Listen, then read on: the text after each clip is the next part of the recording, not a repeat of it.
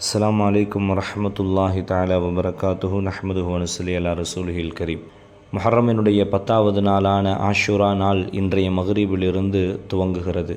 இன்றைய மக்ரிபிலிருந்து நாளைய மக்ரிப் வருவதற்குள் ஸல்லல்லாஹு அலைஹி வஸல்லம் அவர்கள் சொன்னதன் அடிப்படையில் ஒரு விஷயத்தை செய்துவிட்டால் மிகப்பெரிய அளவில் லாபங்கள் நம்மை தேடி வருவதோடு குடும்பத்தில் மிகப்பெரிய அளவில் பரக்கத்து செய்யப்படும் என்பது நபி அவர்களின் கருத்து.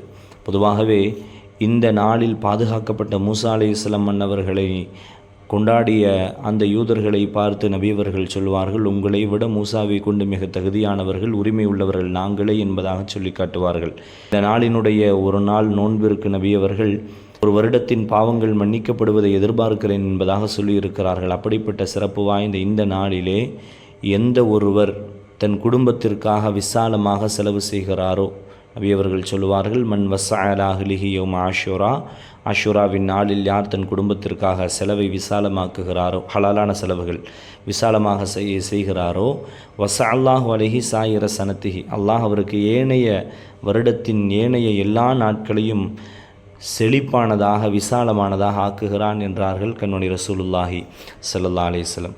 ஜாபிர் இப்னு அப்துல்லாஹ் ரலியல்லாஹு அன்ஹு அவர்கள் சொல்லி காட்டுவார்கள், இந்த விஷயத்தை நாங்கள் அனுபவ ரீதியாக அடைந்து கொண்டோம், இதை உண்மையாகவே நாங்கள் பெற்றுக்கொண்டோம் என்பதாக சொல்லியிருக்கிறார்கள். இப்னு உயைனா ரலியல்லாஹு அன்ஹு அவர்கள் சொல்லக்கூடிய விஷயத்தையும் பார்க்க முடியும். கிட்டத்தட்ட 50-60 வருடங்கள் அனுபவங்கள் இதில் எங்களுக்கு இருக்கிறது என்பதாக சொல்லி காட்டுகிறார்கள். அதாவது இன்றைய மக்ரிபிலிருந்து நாளைய மக்ரிபிற்குள் உங்களுடைய வீட்டு தேவைகளுக்கான செலவுகளை சிறப்பாக நீங்கள் செய்து பாருங்கள்.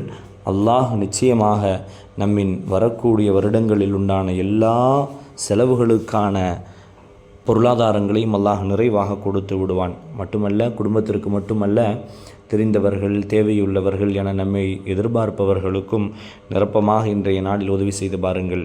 நாளைய மக்ரிப் வரை மட்டுமே இதற்கான நேரம் இருக்கிறது.